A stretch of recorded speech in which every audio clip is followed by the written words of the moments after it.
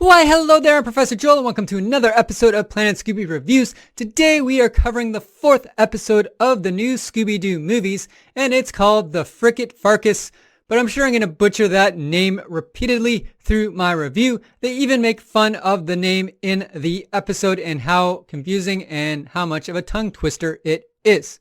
Maud, about this business you're going into, Grandma's Fritters Fricassees. Excuse me, sir, that's Grandma Fritters Fricassees. No, it's Frickert Fracas. How about Frackert's Fracassees? Listen, it's Grandma Frickert's Fried Fricassees.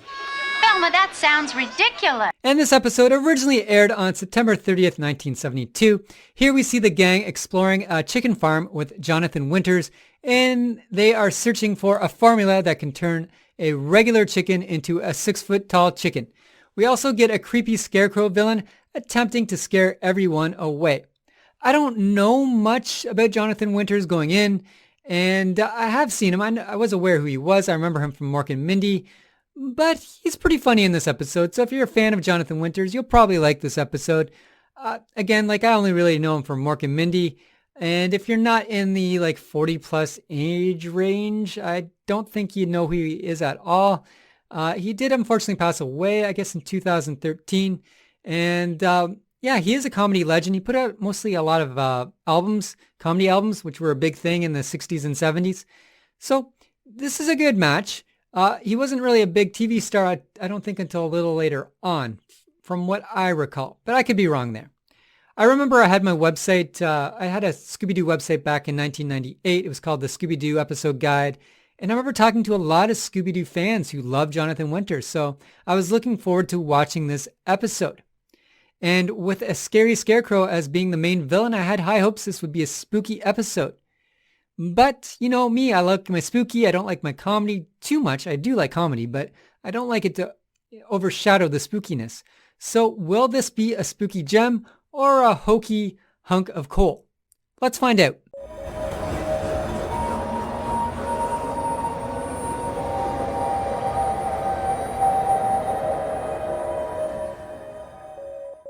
The episode begins with the gang driving through the country in the Mystery Machine. Freddy is getting low on gas, so they pull up to a gas station. The attendant is Johnathan Winters, who cracks a few jokes. Johnathan Winters explains he's actually waiting for his car to get repaired, and he's just on his way to Frickert Farm. And he was just pretending to be an attendant just to, pass time and have some kicks. Freddy offers him a ride to the farm, and Scooby and Shaggy are excited for a home-cooked meal that Johnathan Winters promises once they get there. Caught me in the middle of my dinner. Fill her up. Fill what up? The gas tank. I'm new on this job, I only started 6 months ago. You're Johnathan Winters. Hiya, kids. Hope I didn't shake you up too much. I'm on my way to Frickert Farm. My motor went... I'm in a bind. My old friend Maud is expecting me for dinner. She's getting ready to open a chain of fried chicken stands. Maud Frickert? We'd be happy to give you a lift to the farm. On the way over, Johnathan Winters invites the gang to spend a few nights at the farm, and the gang agree. They're pretty excited to actually do this because they could all use some peace and quiet for once and not have to deal with some ghosts. But unfortunately, as they drive in, a possessed Scarecrow gives them an evil look. And best of all, no spooky characters. But they don't see the Scarecrow at all. They still go in. Grandma Frickert is still up. And then their peace and quiet is soon interrupted as they watch a farmhand run off a couple of hippies on motorcycles. They soon run into the farmhand, who explains his name is Vernon Crow, Maud's handyman. He then tells them that they are trespassing, and if they are out here looking for the secret formula, they better get lost. Johnathan Winters does his Maud Frickert imitation and convinces the handyman to show them into the house. Get off this property! Now get! Yikes! Now you all just hold it right there. My name's Vernon Crow. I'm Mrs. Frickert's handyman, and I don't like trespassers. If you folks come sneaking around here looking for that secret formula, you're wasting your time. There's Mrs. Frickert in the barn. She'll tell you who I am. Heavens to Betsy, it's my old buddy Johnathan.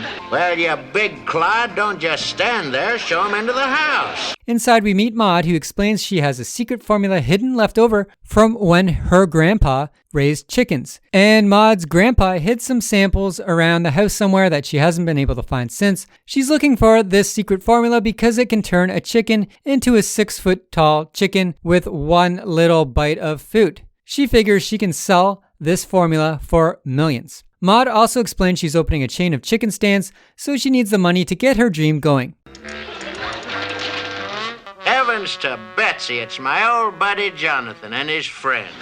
Vernon, you big oaf, why didn't you call me? My, people keep sneaking onto the farm looking for Grandpa Frickert's secret formula. It's a chicken feed that can make chickens to a giant size in no time at all. Grandpa made some samples, but he hid them somewhere before he passed away.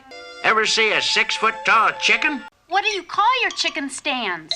Grandma Frickert's fried fricassees. A new person named Simon Shakely shows up, and it is revealed that he is Maud's banker. Simon tells Maud that her loan will not go through and it is not approved, so Maud basically kicks Simon out of the house. Evening, Maud. Howdy, Mr. Winters. This is Mr. Shaky, my banker. Well, Simon, is the bank gonna lend me the money? Maud, I'm sorry to tell you this. If you're sorry, don't call me Maud. Tomorrow morning, I'm withdrawing my $27 out of your bank. I could earn $1 million if I had that giant chicken feed.